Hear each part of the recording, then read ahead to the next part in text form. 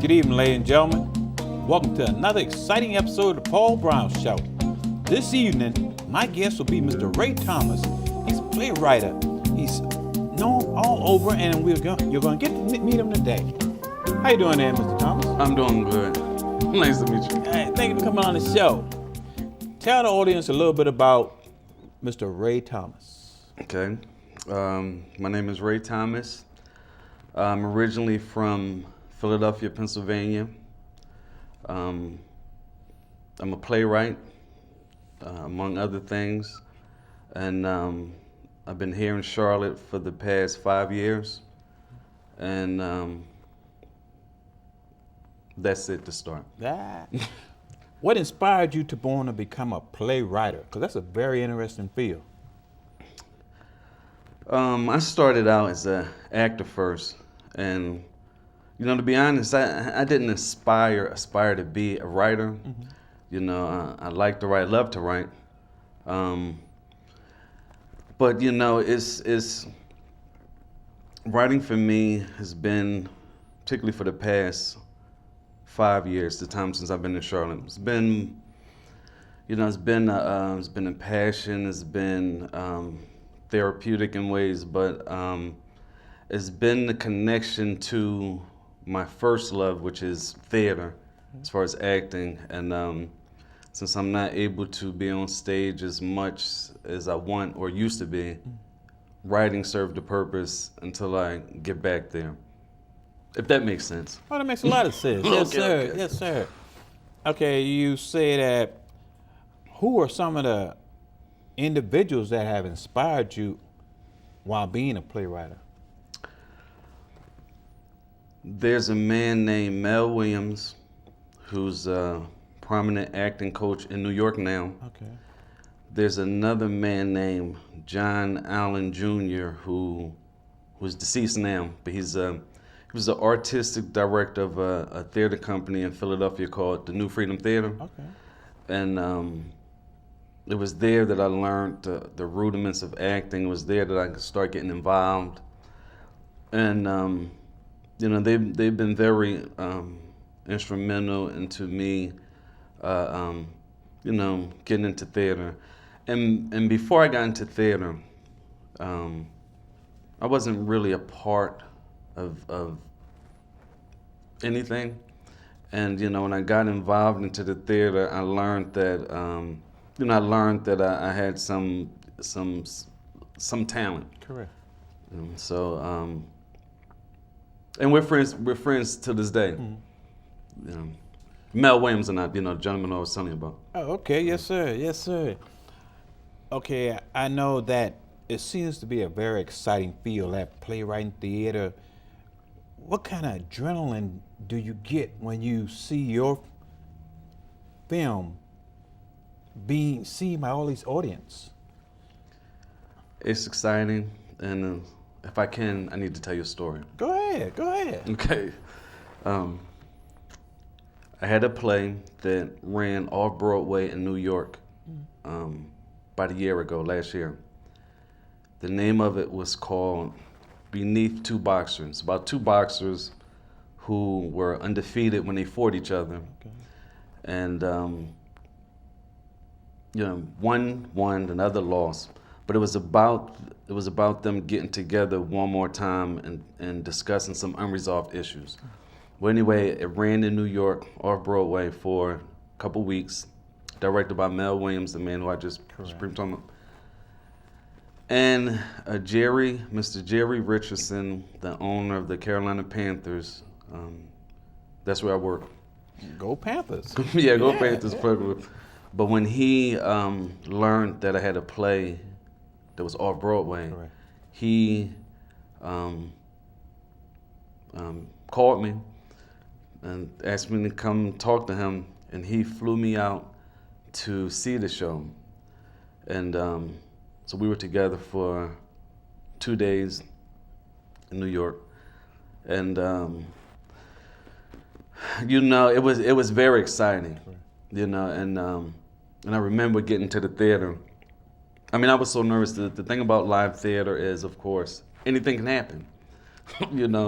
I just wanted to make sure that nothing happened this particular night. Correct. So I was, you know, I was really nervous. I'm not nervous too often, and I was so nervous that Mr. Richardson called his wife, Miss Rosalind, and said, "Talk to Ray and tell him, just let him know everything is going to be all right." You know, I was, you know, and even when I got to the theater, you know, and this I can appreciate my theater family. They're pros, you know, and before the show, I went backstage, talked to the director, talked to the cast, you know, because I know them all, and it was when they told me, "Hey, Ray, we got this.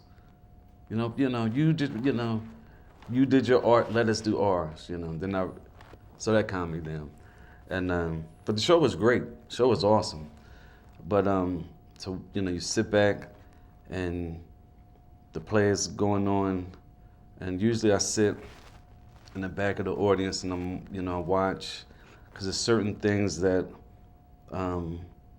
certain moments that you hope that you get a response from.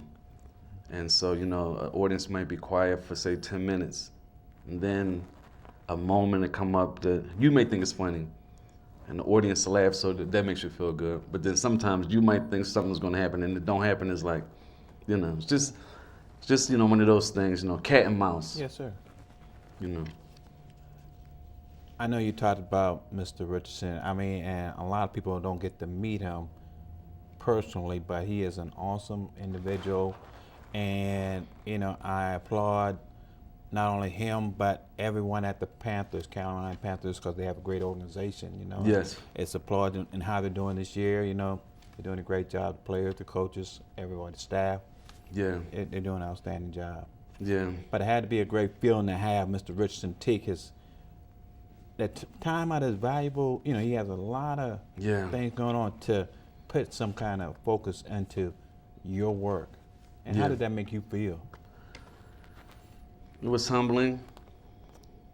Made me feel good. Lord knows I appreciated it. But Mr. Richardson is the type of a person. He's a type of man that his focus is like family, and like he told me, and I know that, you know, it's how you treat people, and you know, you really just treat others like how you want to be treated. And I believe he respects me for that. I respect myself for that. It's like, it doesn't make a difference who walked through that door. It can be Mr. Richardson himself or a stranger. There's no difference in how I talk or approach them both. You know, you wouldn't respect me if, you know, if I treated Mr. Richardson one way when he came in, but treated someone else differently. Correct. You know, so I try to treat everyone, you know, like equally. Yes, sir. And that's with the utmost respect, you know. So, but yeah, that's the type of person Mr. Richardson is. What do you see as the big difference between theaters in Charlotte than big New York or Los Angeles, California?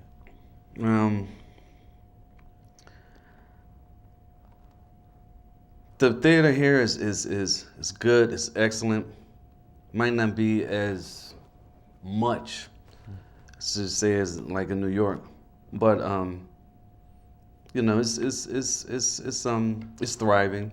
I have a lot of people ask me, well, you know, why don't you get more involved in theater here? You know, why don't you, you know, do more? And I do. There's a couple directors, couple actors who that I know, that I've supported their show, you know, volunteered to, you know. But you know, I'm at a point in my life now where I'm really, you know, I'm really, I guess you can say, reinventing myself. Okay.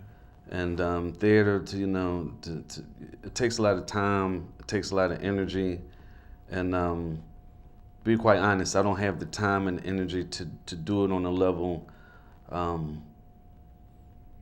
that I'm used to and did right now. And I got some resolved issues I need to work out within myself. And when I do, I'll get back to that level where I was at. So what makes Ray Thomas smile? Children. One question is that. That's is that a setup question for you? With this, oh look.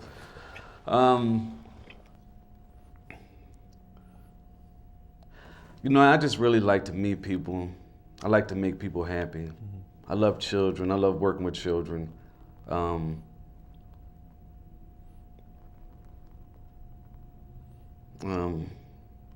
If I can, give me another question. Maybe we can get back to that. Your family. Your parents. Let's first talk about your parents. Mm-hmm. How do you think they feel about you right now and your accomplishments?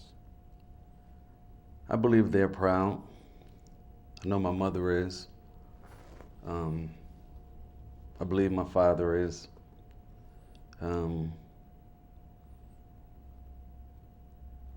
And I have a lot of,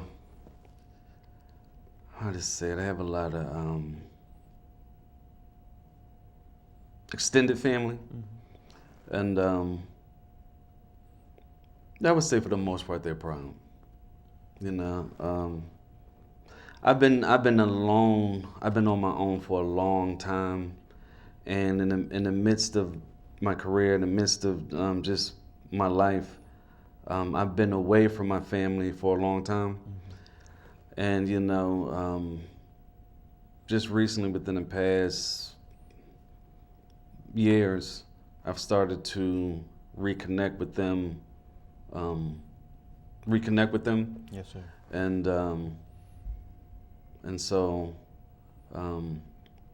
but yeah, they're proud. I would say they're proud. And let me mention this if I can. Go ahead. Usually when I write something, I write it for the theater. I write it, you know, characters for something to be performed, you know, for an audience. But about 2 months ago, I finished an, I guess you can say, autobiography or a memoir. And it was about my life from birth till to early, you know, early adulthood. And took me 2 years to write, just because it was, you know, besides personally making the time, but it was kind of difficult. I had, you know, trying to remember things, trying to, you know, and I'm really proud of that because, you know, for a long time I know that I was depressed. For a long time I was dealing with some unresolved issues within myself. But when I started working on that memoir, and it was almost like putting my life back together again, and you know, it was so personal. I mean, I just really got a lot out of it. Yes, sir. And it boiled down to 11 chapters of stories, and each chapter I got like a picture that sort of symbolizes something about that chapter. Mm-hmm. And I made a playlist to it, like a soundtrack to it. So when I give you a copy of it, that's what it'll be. Yes, sir. But and I couldn't move on for a while because I needed to get, you know, some stories, mm-hmm. you know, you have to do it for, you might have an assignment, or you might, you know, just, you know, a job that you're doing, you have to get it done. But this was so, you know, personal. And but so I'm really glad that I got it done because I'm